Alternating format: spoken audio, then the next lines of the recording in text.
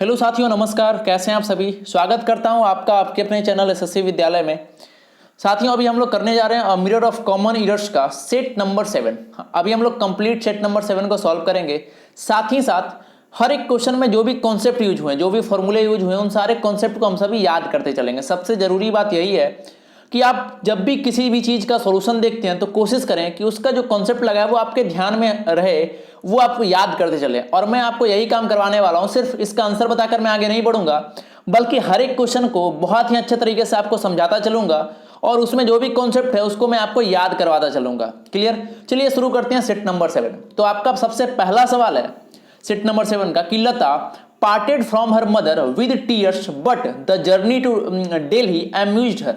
देखिए, अच्छा सवाल है। क्वेश्चन नंबर 1 समझते हैं इसमें गलती कहां है, एरर कहां है।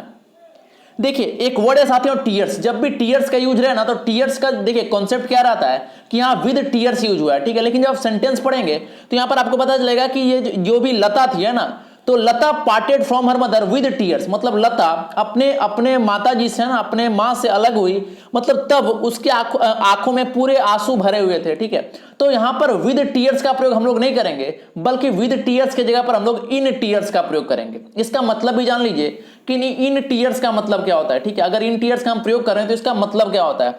तो साथियों, इन टीयर्स का मतलब होता है कि आंसुओं में है ना, मतलब पूरा जो आंख है वो आंसुओं से भरा हुआ है, उसको हम लोग बोलेंगे इन टीयर्स, ठीक है। तो विद टीयर्स का प्रयोग यहां पर नहीं होगा, बल्कि इन टीयर्स का प्रयोग होगा। तो बस यही वाले सेगमेंट में आपका एरर था। तो क्वेश्चन नंबर 1 का सही ऑप्शन क्या हो जाएगा, ऑप्शन नंबर सी। चलिए आगे बढ़ते हैं। अगला साथियों क्वेश्चन नंबर 2 कि neither the size nor the colour of the gloves were right. देखिए, छोटा सवाल था, देखते हैं इसमें गलती क्या है, ठीक है। एरर कहां है इसमें क्वेश्चन नंबर 2 में। देखिए, neither the size nor the colour of the gloves. अब देखिए, आपको ये तो पता चल रहा है कि नाइदर नॉर का प्रयोग है। चेक कर लिए, नाइदर के बाद द साइज, नॉर के बाद द कलर। चेक क्या करना है कि नाइदर के बाद द है ना, उसके बाद है, तो नॉर के बाद भी द प्लस होना चाहिए ना, तो नॉर के बाद भी द। तो यहां तक तो बात सही जा रहा है ना, यहां तक तो ये सही जा रहा है। उसके बाद देखिए ऑफ द ग्लव्स, यहां से आपको यह पता चल रहा है कि जो भी सब्जेक्ट है आपका वो सिंगुलर है। उसके बाद जो भी वर्ब होगा, ठीक है, वो आपका सिंगुलर होना चाहिए। चलिए आगे चेक करते हैं। अगला आगे क्या है, आगे लिखा हुआ है वेयर राइट। अब बताइए साथियों, आपको यह बतलाना है कि वेयर क्या है। वेयर आपका प्लूरल है, ठीक है। वेयर क्या है, वेयर आपका प्लूरल है। और जो सब्जेक्ट क्या था आपका साथियों, सब्जेक्ट यहां पर आपका द कलर था, ठीक है। सब्जेक्ट क्या था, द कलर। ऑफ के पहले द कलर। तो देखिए, सब्जेक्ट आपका द कलर था, तो उसके अकॉर्डिंग हमें कौन सा वर्ब का प्रयोग करना चाहिए था, हमें यहां पर सिंगुलर वर्ब का प्रयोग करना चाहिए था। लेकिन आपके सेंटेंस में, आपके क्वेश्चन में कौन सा वर्ब का प्रयोग है, प्लूरल वर्ब। तो यहां पर वेयर का प्रयोग नहीं होगा साथियों, है ना। ये जो वेयर लिखा हुआ है, ये वेयर का प्रयोग नहीं होगा, बल्कि वेयर की जगह पर हमें वाज का प्रयोग करना होगा। बात क्लियर, वाज राइट। अब ये सही होगा। तो आपका ये जो क्वेश्चन नंबर 2 था, इसका सही ऑप्शन क्या हो जाएगा, ऑप्शन नंबर डी। बहुत ही छोटा एरर था। तो आपको ये ध्यान रखना, ये तो आपको पता भी होगा, अगर सिंगुलर सब्जेक्ट है सिंगुलर वर्ब, प्लूरल सब्जेक्ट है प्लूरल वर्ब। सब्जेक्ट कैसे देखेंगे, ठीक है। तो सबसे पहले जो आपका सबसे फर्स्ट प्रीपोजिशन है, उसके पहले जो भी होता है वही आपका सब्जेक्ट होता है। चलिए आगे बढ़ते हैं। अगला साथी है क्वेश्चन नंबर 3 कि everyone of the staffs present here has given a day's pay as their contribution to the fund. समझते हैं क्वेश्चन नंबर 3, यहां पर गलती कहां है, ठीक है। यहां पर देखिए एरर कहां है, फिर से रिपीट करते हैं कि everyone of the staffs present here has given a day's pay as their contribution. यहां रुकिएगा थोड़ा सा, देयर कंट्रीब्यूशन। देयर क्या आपका ये प्रोनाउन है, प्लूरल प्रोनाउन है। बात क्लियर। तो देखिए फिर से मैं रूल रिपीट करूंगा कि अगर आपका सब्जेक्ट प्लूरल है तब उसके साथ हम लोग प्लूरल वर्ब का प्रयोग करते हैं, और तभी उसके साथ हम लोग प्लूरल प्रोनाउन का प्रयोग करते हैं। लेकिन आपका सब्जेक्ट क्या, सब्जेक्ट को चेक करिए। जो सब्जेक्ट है साथियों वो है आपका एवरीवन, ठीक है। अब देखिए, सिर्फ एवरीवन रहे तब नहीं, सिर्फ एवरीवन हो, एवरीबडी हो, एनीवन हो, एनीबडी हो, कुछ भी रहे। फिर से रिपीट करेंगे, अगर सब्जेक्ट में आपका एवरीवन हो, एवरीबडी हो, एनीवन हो, एनीबडी हो, कुछ भी हो, तो उसका जो हम लोग उसकी जगह पर जो हम लोग प्रोनाउन का यूज करते हैं, ठीक है साथियों, उसके जगह पर हम लोग उसके लिए हम लोग जो प्रोनाउन का यूज करते हैं वो आपका प्लूरल नहीं होता, बल्कि वो सिंगुलर होता है। और उसके देयर के जगह पर हमें क्या लिखना होगा, इसके जगह पर हमें हिज लिखना होगा। बात क्लियर। तो ये देयर प्लूरल था, इसलिए देयर कंट्रीब्यूशन नहीं होगा, बल्कि हिज कंट्रीब्यूशन, ठीक है। यहां प्रत्येक के बारे में बात हो रही है। एवरीवन ऑफ द स्टाफ्स, जितने भी स्टाफ्स थे, तो उसके मतलब प्रत्येक स्टाफ के बारे में बात हो रही है, तो यहां पर हिज कंट्रीब्यूशन होगा। तो आपका जो क्वेश्चन नंबर 3 का इसका सही 3 था, इसका सही ऑप्शन क्या हो जाएगा, ऑप्शन नंबर डी। बात क्लियर, इसका डी जो है वो करेक्ट हो जाएगा यहाँ। चलिए आगे बढ़ते हैं। अगला साथी है क्वेश्चन नंबर 4। क्वेश्चन नंबर 4 है कि found guilty on murder the accused was sentenced to death. अच्छा सवाल है क्वेश्चन नंबर 4। समझते हैं ये जो क्वेश्चन नंबर 4 है इसको कैसे बनाएंगे हम लोग। ठीक है, देखिए यहां जो एक वर्ड यूज हुआ है वो आपका गिल्टी। गिल्टी को समझिएगा। ठीक है, ये जो गिल्टी है इसका मतलब क्या होता है? दोषी, ये तो आपको पता है। लेकिन गिल्टी के साथ कौन सा प्रीपोजिशन का यूज करते हैं वो भी समझिए। ठीक है, देखिए गिल्टी के साथ कभी भी ऑन का यूज नहीं करते, बल्कि गिल्टी के साथ हम लोग ऑफ प्रीपोजिशन का यूज करते हैं। कैसे? फाउंड गिल्टी ऑफ मर्डर, है ना, मतलब गिल्टी ऑफ प्रीपोजिशन का ही हम लोग यूज करते हैं। तो आपको ध्यान यहां क्या रखना है क्वेश्चन नंबर 4 में कि गिल्टी जब भी दिखे वर्ड तो उसके साथ हमेशा प्रीपोजिशन ऑफ का प्रयोग होता है। ठीक है, जैसे गिल्टी ऑफ मर्डर या फिर गिल्टी ऑफ कोई भी, मतलब अगर चोरी के बारे में हो तो गिल्टी ऑफ थेफ्ट, है ना, गिल्टी ऑफ रॉबरी, तो ये सब गिल्टी ऑफ का ही प्रयोग होगा, इसके साथ ऑन का प्रयोग नहीं करते। ठीक है, तो ऑन को कट करिए, इसके जगह पर क्या लिख दीजिए आप? Of, guilty of. तो आपका ये जो क्वेश्चन नंबर 4 था इसका सही ऑप्शन क्या हो जाएगा? Option number B. चलिए आगे बढ़ते हैं। अगला साथियों क्वेश्चन नंबर 5। क्वेश्चन नंबर 5 देखिएगा कि if I would have worked regularly I would have pass the examination. समझिएगा क्वेश्चन नंबर 5 में इसमें एरर कहां है। देखिए फिर से रिपीट करेंगे कि इफ आई वुड हैव, बस रुकिएगा यहां पर। अब देखिएगा यहां जो वुड हैव लिखा हुआ है यहां पर यह गलत है, वुड हैव का प्रयोग हम लोग यहां नहीं करेंगे। क्यों वो भी समझिए। ठीक है, देखिए कभी भी पास्ट का अनफुलफिल्ड कंडीशन हो या फिर डिजायर हो या फिर विश हो तो इसको व्यक्त करने के लिए एक ऐसा कह सकते हैं एक स्ट्रक्चर होता है, उस स्ट्रक्चर को हम लोग फॉलो करते हैं। स्ट्रक्चर क्या होता है? सबसे पहले लिखते हैं हम लोग इफ, है ना, तो इफ तो लिखा हुआ है, उसके बाद आता है सब्जेक्ट, सब्जेक्ट भी आपका लिखा हुआ है। ठीक है, लेकिन उसके बाद आता है हैड प्लस B3। बात क्लियर? तो इफ तो सही है, सब्जेक्ट सही है, उसके बाद हैड प्लस B3 होता है और यहां पर वुड हैव था। बात क्लियर? तो वुड हैव के जगह पर क्या लिखेंगे? हैड। बात क्लियर? तो if I had worked regularly, साथ ही एक और स्ट्रक्चर होता है, उसको भी ध्यान रखिएगा कि या तो if plus subject plus had plus B3 हो या फिर हैड शुरुआत में आ जाए। ठीक है, had plus subject plus B3 plus subject, है ना, B3 हो, फिर अगला क्लॉज में चल जाए सब्जेक्ट प्लस वुड हो, कुड हो, माइट हो, शुड हो, हैव प्लस B3। तो ये आपका दो स्ट्रक्चर होता है, दोनों स्ट्रक्चर को हम लोग फॉलो करते हैं। बात क्लियर? फिर से रिपीट करेंगे क्वेश्चन नंबर 5 में कौन सा कॉन्सेप्ट लगा कि देखिए जब भी कोई पास्ट, देखिए ये तो पता चला ये जो सेंटेंस है पास्ट में, तो जब भी कोई पास्ट हो और उसका कोई, देखिए बहुत सारे केसेस हैं, पहले इसका हिंदी समझिए कि if I would have worked regularly I would have passed the examination, यही तो था आपका। देखिए इसमें कंडीशन ये है कि इसमें यहां से आपको क्या सेंस चल रहा है कि एक मतलब अनफुलफिल्ड, ऐसा मतलब एक ऐसा डिजायर है जो हमारा भी मतलब कंप्लीट हुआ नहीं है, अनफुलफिल्ड कंडीशन है, या फिर कोई डिजायर है, कोई विश है। तो अगर ऐसा कंडीशन हो ना साथियों तो हम करेंगे क्या कि शुरुआत में दो स्ट्रक्चर को हम लोग फॉलो करेंगे। सबसे पहला स्ट्रक्चर क्या होगा?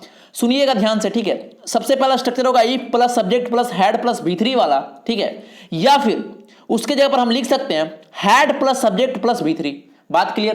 तो यहां देखिए वुड हैव तो कहीं आया नहीं और बाकी दूसरे क्लॉज में हम लोग वुड हैव का प्रयोग करेंगे। तो यहां वुड हैव नहीं होगा बल्कि उसके जगह पर क्या प्रयोग करेंगे हम लोग? हैड का। ध्यान में रहेगा दोनों स्ट्रक्चर। अगर आपके पास बुक होगा तो उसमें बहुत ही अच्छे तरीके से सॉल्यूशन में लिखा हुआ है, दोनों स्ट्रक्चर को आप कॉपी में नोट कर लेंगे। ठीक है, और उसको समय समय पर आप रिवीजन करते रहेंगे। चलिए आगे बढ़ते हैं। अगला साथियों क्वेश्चन नंबर 6।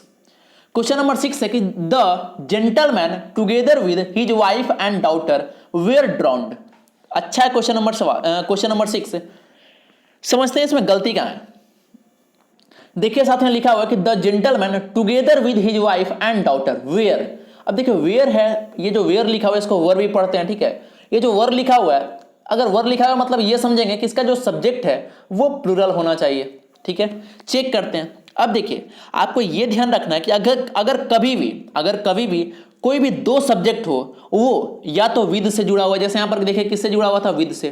तो या तो विद से जुड़ा हुआ हो, या तो अलॉन्ग विद से जुड़ा हुआ हो, या तो टुगेदर विद से जुड़ा हुआ हो। तो अगर कोई भी दो सब्जेक्ट जैसे द जेंटलमैन था और हिज वाइफ, ठीक है, तो देखिए यहां टुगेदर विद से जुड़ा हुआ है, तो देखिए कभी भी या तो विद से हो, या तो अलॉन्ग विद से हो, या तो टुगेदर विद से हो, अगर कभी भी ये सबसे जुड़ा हुआ होता है तो इसके साथ जो वर्ब हम लोग प्रयोग करते हैं वो इसके पहले वाले सब्जेक्ट, बात क्लियर, इसके पहले वाले सब्जेक्ट के अकॉर्डिंग हम लोग यूज करते हैं। अब देखिए द जेंटलमैन टुगेदर विद, अब देखिए टुगेदर विद, इसके बाद ये जो है ये हिज वाइफ एंड डॉटर है, ये तो आपका प्लूरल हो गया, लेकिन इससे पहले वाले के अकॉर्डिंग हमें यूज करना है। तो पहला क्या है? The gentleman. ये क्या है साथियों? ये आपका सिंगुलर है, और अगर ये सिंगुलर है तो इसके साथ हम लोग वेयर का प्रयोग नहीं कर सकते, वेयर के जगह पर हमें वाज का प्रयोग करना होगा। बात क्लियर? तो आपका क्वेश्चन नंबर 6 का सही ऑप्शन क्या हो जाएगा? Option number D. समझ गए होंगे। चलिए अगला सवाल है साथियों क्वेश्चन नंबर 7 कि the smuggler yielded for the temptation and fell into the police trap। ये रहा क्वेश्चन नंबर 7। समझिए इसमें गलती कहाँ है, एरर कहाँ है। क्वेश्चन नंबर 7 है साथियों, इसमें देखिए गलती कहाँ है। यहाँ जो लिखा हुआ है yielded for, yielded, ये जो yield वर्ड है ना, समझिए इसको पहले, ये जो yield वर्ड है ये अपने साथ प्रीपोजिशन टू लेता है। हमेशा आपको याद रखना है, ये जो yield वर्ड था ये अपने साथ हमेशा प्रीपोजिशन टू लेता है। yielded टू होगा, कभी भी yielded फोर का प्रयोग हम लोग नहीं करेंगे। फोर को कट करिए, यहां पर क्या लिखेगा, इसके यहां पर लिख दीजिए टू। तो आपका क्वेश्चन नंबर 7 का सही ऑप्शन क्या हो जाएगा? Option number B. क्लियर। चलिए आगे बढ़ते हैं। अगला सवाल है क्वेश्चन नंबर 8। क्वेश्चन नंबर 8 है साथियों कि the girl said that she preferred the blue gown then the black one. अब देखिए बहुत अच्छा सवाल है क्वेश्चन नंबर 8। इसमें गलती कहां है? ये जो देन लिखा हुआ है ना, बस यही आपका गलती है। फिर से रिपीट करते हैं कि the girl said that she preferred the blue gown then the black one. ये जो लिखा हुआ प्रीफर्ड देन, तो कभी भी प्रीफर, ये जो वर्ड है प्रीफर, मैं आपको पहले बता चुका हूं। और आपको देखिए काम यही करना है कि जब भी कोई एक कॉन्सेप्ट गुजरे ना, तो उसको इस तरीके से पढ़ लें। और हमारी कोशिश यही रहती है कि कोई भी कॉन्सेप्ट को आपको इस तरीके से समझा दें ताकि अगला बार जब भी आए तो आपको सबसे पहले वो क्लिक करना चाहिए। ठीक है, नहीं ये कॉन्सेप्ट यहां पर लगेगा। बात क्लियर। तो इसी अंदाज में आपको भी पढ़ना है। देखिए ये जो वर्ड है प्रीफर, ठीक है, तो प्रीफर के साथ क्या यूज होता है वो समझिए। प्रीफर के साथ टू प्रीपोजिशन का यूज करते हैं। बात क्लियर। प्रीफर के साथ टू प्रीपोजिशन यूज करते हैं। जैसे एक और सेंटेंस देखिए कि सी प्रीफर्स मिल्क टू टी। ये आपका एग्जांपल आ चुका है पहले वाले सेट में। ठीक है, तो प्रीफर टू होता है, तो यहां फिर से प्रीफर्ड लिखा हुआ, तो इसके साथ हम लोग देन प्रीपोजिशन का यूज नहीं करेंगे बल्कि टू का यूज करेंगे। बात क्लियर। Preferred to. तो अब देखिए सही करके पढ़ते हैं कि the girl said that she preferred the blue gown to the black one. बात क्लियर। तो आपका ये जो क्वेश्चन नंबर 8 था, इसका सही ऑप्शन क्या हो जाएगा? Option number D. चलिए आगे बढ़ते हैं। अगला क्वेश्चन नंबर 9 कि India is one of the leading film प्रोडक्टिंग country in the world. अच्छा सवाल है, छोटा लेकिन बहुत अच्छा सवाल है। क्वेश्चन नंबर 9, इसमें गलत कहां था? देखिए ये जो लिखा हुआ है India is one of the leading film प्रोडक्टिंग country, बस यहीं पर गलत है। देखिए इसमें रूल क्या लगा है कि कभी भी आपको ये दिखे वन ऑफ, कभी भी आपको वन ऑफ दिखे तो इसके बाद कोई भी नाउन है, कोई भी प्रोनाउन है, हमेशा वो प्लूरल ही होगा। आप क्वेश्चन नंबर 9 से क्या सीखें कि कभी भी आने वाले सवाल में कभी भी, है ना, या फिर मतलब कभी भी आपको ये वन ऑफ दिखे ना, तो आपको ये चेक करना है कि उसके बाद जो भी नाउन आ रहा है, जो भी प्रोनाउन आ रहा है, वो प्लूरल है या नहीं है। बात क्लियर। तो देखिए यहां पर वन ऑफ आया, तो आप चेक करिए इसके बाद जो आपका यूज हुआ कंट्री, ये आपका प्लूरल है क्या? ये आपका सिंगुलर था, इसलिए कंट्री नहीं होगा, बल्कि कंट्री की जगह पर हमें कंट्रीज यूज करना होगा। बात क्लियर। तो कंट्री को यहां पर कट करेंगे, इसके यहां पर क्या लिखेंगे साथियों? कंट्रीज। अब ये आपका प्लूरल हो गया, अब ये सही हो जाएगा। तो आपका ये क्वेश्चन नंबर 9 था, इसका सही ऑप्शन क्या हो जाएगा? Option number C. चलिए आगे बढ़ते हैं। अगला साथियों क्वेश्चन नंबर 10। क्वेश्चन नंबर 10 है कि hardly had I left the house then it began to rain. अच्छा सवाल है क्वेश्चन नंबर 10। इसमें गलती कहां है? ये जो क्वेश्चन नंबर 10 है इसमें एरर कहां है वो देखिए।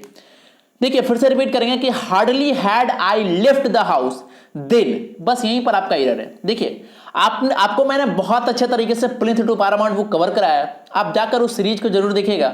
वहां पर मैंने ग्रामर के सारे रूल को कवर किया है। ठीक है, और आपके मिरर ऑफ कॉमन एरर में भी शुरुआत में बहुत सारे ग्रामर के रूल दिए गए हैं, आप उसे पढ़िएगा, मैं उसको भी बहुत अच्छे तरीके से करवा दूंगा। ठीक है, देखिए आपको मैंने बताया था कि हार्डली का जो पेयर वर्ड होता है वो देन नहीं होता, देन नहीं होता, बल्कि वेन होता है। ठीक है, तो देन हो देन हो कोई फर्क नहीं पड़ता, इसका जो पेयर वर्ड होता है आपका वेन। बात क्लियर।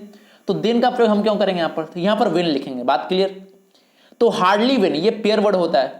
अब ये सही हो गया। और सिर्फ हार्डली के लिए नहीं याद रखना, हार्डली और स्कार्सली और रेयरली बेयरली, मतलब ये जो भी है, ठीक है, हार्डली स्कार्सली इसके साथ वेन ही यूज होता है, इसका पेयर वर्ड होता है, वो आपका वेन ही होता है। बात क्लियर। अब देखिए सही करके एक बार पढ़ लेते हैं कि hardly had I left the house when it began to rain. तो इसका क्वेश्चन नंबर 10 का सही ऑप्शन क्या हो जाएगा? Option number C. चलिए आगे बढ़ते हैं। अगला क्वेश्चन नंबर 11 कि the unreasonable behaviour of his daughter was thoroughly upset mister Gupta. ये रहा क्वेश्चन नंबर 11। समझिए इसमें गलती कहां है, एरर कहां है? देखिए क्वेश्चन नंबर 11 फिर से रिपीट करेंगे कि the unreasonable behaviour of his daughter, ठीक है, वाज थोरोली। अब देखिए यहीं पर रुके थोड़ा सा, वाज, ठीक है, वाज का प्रयोग है। ठीक है, तो चेक एक बार करते हैं। अब देखिए चेक क्या करना है आपको कि देखिए फिर से रिपीट करेंगे कि the unreasonable behaviour of his daughter thoroughly upset mister Gupta. बस यहां पर आपको यह पता चला कि जो सेंटेंस है वो आपका एक्टिव है इसमें। बात क्लियर। ये सेंटेंस किस में, ये तो पक्का है कि ये पैसिव में नहीं है तो एक्टिव में है, ठीक है। ये जो सेंटेंस लिखा हुआ है ये आपका एक्टिव में है, और अगर एक्टिव में है तो यहां पर हम लोग वाज का प्रयोग नहीं कर सकते। Was thoroughly upset mister Gupta ये नहीं हो सकता, बात क्लियर। तो यहां पर देखिए जब भी एक्टिव में रहे तो आपको ये ध्यान रखना, सबसे पहले तो वॉइस को भी मैंने बहुत अच्छे तरीके से पढ़ाया। अगर आपका वॉइस क्लियर नहीं है, देखिए वॉइस पकड़ने से, अगर वॉइस आप पकड़ लेते हैं कौन एक्टिव है कौन पैसिव, तो इससे बहुत सारे सेंटेंस इजीली सॉल्व हो जाएंगे, बात क्लियर। तो यहाँ जो वाज लिखा है साथ यहाँ वाज नहीं होगा, ठीक है। ऑफ हिज डॉटर वाज नहीं होगा, इसको डायरेक्टली हमें लिखना होगा कि the unreasonable behaviour of his daughter thoroughly upset mister Gupta. तो आपका क्वेश्चन नंबर 11 का सही ऑप्शन क्या हो जाएगा, ऑप्शन नंबर सी। चलिए अगला साथियों क्वेश्चन नंबर 12 कि the father as well as the sons were mysteriously missing through the house. इसमें गलती क्या है वो समझिएगा। देखिए the father as well as the sons, as well as दिखा। अब देखिए इसके बाद जो भी वर्ब का प्रयोग हम लोग करेंगे वो इसके मतलब इसके नियरली सब्जेक्ट के अकॉर्डिंग नहीं करेंगे, बल्कि पहले वाले सब्जेक्ट के अकॉर्डिंग करेंगे, ठीक है। तो बहुत लोग क्या करेंगे कि यहाँ द सन से वेयर, तो उनको लगेगा ये तो सही लिखा हुआ है, लेकिन ये सही नहीं है साथियों। क्यों? क्योंकि यहाँ जो भी वर्ब का प्रयोग हम लोग करते हैं वो पहले वाले सब्जेक्ट के अकॉर्डिंग करते हैं। पहला क्या था शुरुआत में आपका द फादर, ये द फादर क्या है आपका सिंगुलर है। अगर ये सिंगुलर है तो इसके साथ हम लोग वेयर का प्रयोग नहीं करेंगे बल्कि वाज का प्रयोग करेंगे, बात क्लियर। यहाँ वाज लिख दीजिए। तो आपका ये जो क्वेश्चन नंबर 12 था इसका सही ऑप्शन क्या हो जाएगा, ऑप्शन नंबर बी। चलिए आगे बढ़ते हैं। चलिए अगला साथी है क्वेश्चन नंबर 13। क्वेश्चन नंबर 13 है कि Sunil is a best student in our class at present. ये रहा क्वेश्चन नंबर 13। समझते हैं साथी क्वेश्चन नंबर 13, इसमें एरर कहाँ है, ठीक है, इसमें गलती कहाँ है। देखिए यहां जो लिखा हुआ है कि सुनील इज अ बेस्ट, बस यहीं पर गलती है। बहुत छोटा मतलब यहां पर एरर था, लेकिन ऐसे भी सवाल आपसे पूछे जाते हैं। देखिए कभी भी सुपरलेटिव डिग्री का यूज हो, कभी भी सुपरलेटिव डिग्री का यूज हो तो उसके एडजेक्टिव के पहले हमें द आर्टिकल का यूज करना होता है। कोई भी ए एन का प्रयोग नहीं होता, बल्कि कभी भी सुपरलेटिव डिग्री का यूज हो तो उसके एडजेक्टिव के पहले हमें द आर्टिकल का प्रयोग करना होता है। तो इसको सही करके क्या लिख सकते हैं हम लोग कि Sunil is the best student. A को कट करिए आप यहां से, इसके यहाँ पर क्या लिख लीजिए द, बात क्लियर। चलिए आगे बढ़ते हैं। अगला साथी है क्वेश्चन नंबर 14। क्वेश्चन नंबर 14 है कि it is in 1929 that we first flew to the United State. छोटा सवाल है, देखते हैं इसमें एरर कहाँ है। देखिए साथियों क्वेश्चन नंबर 14 में एरर देखिए बहुत छोटा सा एरर है। अगर आपको दिख रहा होगा कि इट इज, बस यहीं पर आपका गलत है। क्यों? क्योंकि बात हो रही है 1929 की, है ना, बात हो रही है 1929 की और हमने प्रयोग कर दिया इज का। सही है क्या? बिल्कुल गलत है ना। और ये मतलब इतना आसान सवाल आपके एग्जाम में पूछे जाते हैं, क्योंकि 1929 का यहाँ लिखा हुआ 1929 ये पास्ट वाले टाइम को बता रहा है, ठीक है। तो यहाँ पर आपका जो है यहाँ इज नहीं होगा, बल्कि यहाँ पर वाज का प्रयोग करेंगे। इट वाज इन 1929, बात क्लियर। तो इज को यहाँ कट करिए, इज की जगह पर क्या लिख देंगे, वाज। बहुत आसान सवाल था। चलिए अगला सवाल है साथियों क्वेश्चन नंबर 15। क्वेश्चन नंबर 15 है कि our country need a number of self sacrificing and devoted political leaders. गलती कहां पर था, यहां पर एरर देखिएगा, एरर यहां पर था साथियों आवर कंट्री नीड, ठीक है। देखिए आपको पता है साथियों कभी भी थर्ड पर्सन सिंगुलर नंबर होता है, ठीक है, तो उसके साथ हम लोग नीड का प्रयोग नहीं करते बल्कि नीड्स का प्रयोग होता है, ठीक है। वर्ब मतलब V1 प्लस यस या यस का प्रयोग हम लोग करते हैं, बात क्लियर। तो यहाँ जो नीड है, नीड नहीं होगा बल्कि नीड की जगह पर क्या लिखेंगे हम, नीड्स, ठीक है। तो नीड की जगह पर नीड्स लिखेंगे। लेकिन ये तो रूल बहुत आसान था, ये तो समझ गया, लेकिन नीड बहुत ही इंपॉर्टेंट है और ये बहुत जगह फंसाता है। कैसे फंसाएगा वो समझिए। देखिए नीड तो अकेले आएगा तब तो बात ठीक है, लेकिन बहुत जगह नीड नॉट लिखा रहता है। बहुत जगह क्या लिखा रहता है समझिएगा इस बात को, बहुत जगह नीड नॉट लिखा रहता है। मैं लिख देता हूं, देखिए कभी भी अगर नीड नॉट दिखे ना, ठीक है, तो नीड नॉट जो होता है साथियों ये आपका मॉडल ऑक्सिलरी भी होता है। ये जो नीड नॉट लिखा हुआ है ये आपका मॉडल ऑक्सिलरी भी होता है। तो देखिए नीड नॉट तो सही है, लेकिन नीड नॉट को हम लोग नीड्स नॉट नहीं कर सकते, बस यहीं पर आपको समझना था, ठीक है। ये जो नीड नॉट है कभी भी इसमें यस या यस नहीं लगाएंगे, ठीक है, नीड्स नॉट नहीं कर सकते, ठीक है। मैं यहां लिख देता हूं कि नीड नॉट जो था उसको नीड्स नॉट कभी मत लिखेगा, ठीक है। ये यहां पर समझने वाली बात थी, इसको कभी मत लिखेगा। चलिए अगला सवाल है साथियों क्वेश्चन नंबर 16 कि instead of his busy and hard life he still retains freshness and robustness. अब समझिएगा, अच्छा सवाल है क्वेश्चन नंबर 16। इसमें गलती कहां है साथियों? देखिए शुरुआत में दिख गया आपको इन स्टीड ऑफ, तो देखिए जब भी आपको दिखे ना इन स्टीड ऑफ तो एक बार इसको चेक कर लीजिए, है ना, क्योंकि ये जो होता है इन स्टीड ऑफ या फिर कभी भी ये सब ऐसे वर्ड जो होते हैं यही आपको कंफ्यूजन क्रिएट करते हैं और मतलब मैक्सिमम टाइम्स यहीं पर एरर होता है। तो एक बार चेक करते हैं।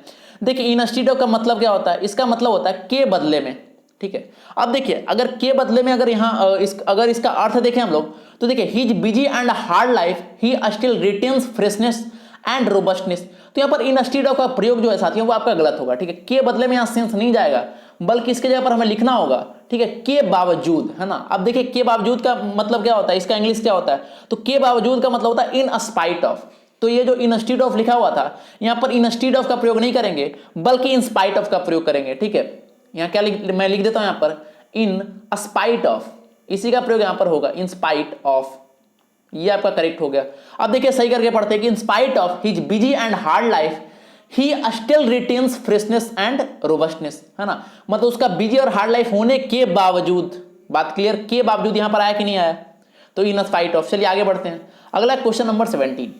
क्वेश्चन नंबर 17 है कि the issues are complex and has been affected by other factors. देखिए इशू, द इशूज क्या आपका ये प्लूरल है, इसके साथ देखिए आर तो सही है लेकिन हैज बीन का प्रयोग कर दिया गया है ना। तो द इशूज जो आपका सब्जेक्ट है वो आपका अगर प्लूरल है तो उसके बाद जो भी वर्ब होगा आपका प्लूरल होना चाहिए, तो हैज नहीं होगा, यहाँ पर हैव का प्रयोग होगा। इसमें कोई मतलब नया कॉन्सेप्ट नहीं लगा, ठीक है। वही कॉन्सेप्ट लगा कि अगर सब्जेक्ट आपका अगर प्लूरल है तो बाद जो भी वर्ब होगा प्रोनाउन होगा वो आपका प्लूरल ही होगा, ठीक है। तो आर तो प्लूरल शुरुआत में प्लूरल था साथियों, क्लियर, लेकिन बाद में जो आपका लिखा हुआ था हैज बीन, बस वहीं पर आपका एरर था। तो आपका ये जो क्वेश्चन नंबर 17 है इसका सही ऑप्शन क्या हो जाएगा, ऑप्शन नंबर सी। चलिए आगे बढ़ते हैं। अगला साथियों क्वेश्चन नंबर 18। क्वेश्चन नंबर 18 है कि he had looked upon me level eyed for a few moments before he spoke. ये रहा क्वेश्चन नंबर 18। समझिएगा इसमें एरर कहां है, ठीक है, इसमें एरर कहां है वो समझिए। ये जो लिखा हुआ है साथियों शुरुआत में लुक्ड अपॉन, इसका मतलब समझिए, ये जो लिखा हुआ लुक्ड अपॉन ये गलत है आपका, ठीक है। लुक्ड जो होता है, लुक्ड के साथ हम लोग अपॉन नहीं लिखते बल्कि लुक एट होता है, ठीक है। लुक्ड एट यहाँ प्रयोग हम लोग करेंगे क्योंकि इसका अर्थ वो भी समझिए ना, लुक्ड एट होता है, इसका अर्थ भी आप समझिए। लुक्ड एट का मतलब क्या होता है, तो लुक्ड एट का मतलब होता है किसी को देखना, ठीक है। आप देखिए इसको मिलाइए कि he had looked at me, है ना, मतलब मुझे देख रहा है, किसी को, कोई पर्सन को देख रहा है, ठीक है।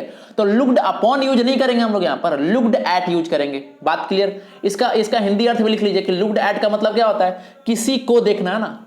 बात क्लियर। तो looked upon, sorry looked at होगा यहाँ पर, लुक्ड अपॉन नहीं होगा। तो ये जो आपका क्वेश्चन नंबर 18 था इसका सही ऑप्शन क्या हो जाएगा, ऑप्शन नंबर ए। चलिए अगला सवाल है साथियों क्वेश्चन नंबर 19। क्वेश्चन नंबर 19 है कि the bus was hired by the ladies for its picnic. समझते हैं ये जो क्वेश्चन नंबर 19 है इसमें गलती कहां है, एरर कहां है। देखिए इसमें मैं फिर से रिपीट करता हूं कि the bus was hired by the ladies for its picnic. Error देखें यहीं पर साथियों, फॉर इट्स पिकनिक नहीं होता बल्कि फॉर अ पिकनिक होता है। अब बोलेगा इसमें कौन सा रूल लगा, तो इसमें कोई रूल नहीं लगा। ये आपका एक मतलब ऐसा कह सकते हैं ये आपका एक फ्रेज है, ये आपका एक इडियम है।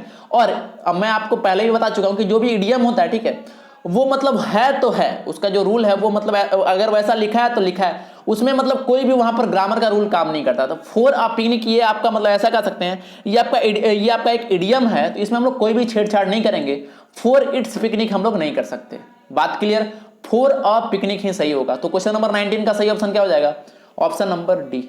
बात क्लियर। चलिए आगे बढ़ते हैं। अगला सवाल है साथियों आपके सेट का, सेट नंबर 7 का आखिरी सवाल है क्वेश्चन नंबर 20 कि it was 7 o'clock in the evening when the train steamed into the station. ये रहा क्वेश्चन नंबर 20। चलिए फिर से रिपीट करते हैं, चेक करते हैं कहां एरर है। इट वाज 7 o'clock, ठीक है, in the evening when the train steamed into the station. अब देखिए यहां तो सही था, it was 7 o'clock in the evening, ये भी सही था। व्हेन का प्रयोग हुआ when the train steamed into the station, तो स्टीम्ड इनटू ये भी सही है, ठीक है, ये भी मतलब आपका जो यूज हुआ है वो भी सही है। तो अगर सारा कुछ सही है तो आपका ये जो सेंटेंस है ये नो एरर में जाएगा। तो क्वेश्चन नंबर 20 का क्या हो जाएगा, option number E, no error.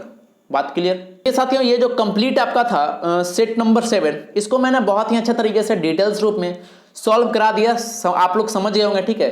तो आप यहां से क्या लेकर जा रहे हैं, 20 क्वेश्चंस आपने देखा, मतलब 20 कंसेप्ट आज याद करके आप जा रहे हैं, ठीक है। तो इसको आगे यूज करते चलना, मैं आगे बताता चलूंगा, ठीक है। और साथ ही साथ आपको करना क्या है साथियों कि ये जो सेट था इसका मैं पीडीएफ टेलीग्राम पर डलवा दूंगा, ठीक है। टेलीग्राम का लिंक नीचे डिस्क्रिप्शन में है, तो टेलीग्राम में मैं डलवा दूंगा। वहां से आपको करना क्या है कि उसको इस पीडीएफ को डाउनलोड करना है, उसको खुद से सॉल्व करना है। ये जो पीडीएफ है, ये जो सेट है, सेट नंबर 7, हर एक सेट को, है ना, जब भी आप सेट का सोल्यूशन देखते हैं किसी भी सेट का, उसके सॉल्यूशन को आप खुद से सॉल्व करें, ठीक है। उसके बाद जितना भी नंबर आता है उसको आप एनालाइज करें और आउट ऑफ 20 कितने नंबर आ रहे हैं आप कमेंट बॉक्स में बताएं, ठीक है, कि इतने नंबर आ रहे हैं हमारे। बात क्लियर। तो इस तरीके से आप अपने तैयारी को और इंप्रूव कर सकते हैं, बूस्ट अप कर सकते हैं। बात क्लियर? और मैं फिर से आपको रिकमेंड करूंगा कि आप न्यूज़पेपर जरूर पढ़ें। कोई भी न्यूज़पेपर हो, द हिंदू हो, ठीक है, टाइम्स ऑफ इंडिया हो, कोई भी हो, हिंदुस्तान टाइम्स हो, सब सारे मतलब अच्छे हैं आपके मतलब ग्रामर सेक्शन को मजबूत करने के लिए। ये सारे न्यूज़पेपर आपके लिए मतलब बहुत अच्छा साबित होंगे। ठीक है साथियों, फिर मिलते हैं अगले पार्ट में, अगले सेट नंबर 8 में। तब तक के लिए आपका बहुत बहुत धन्यवाद। Thank you. जय हिंद।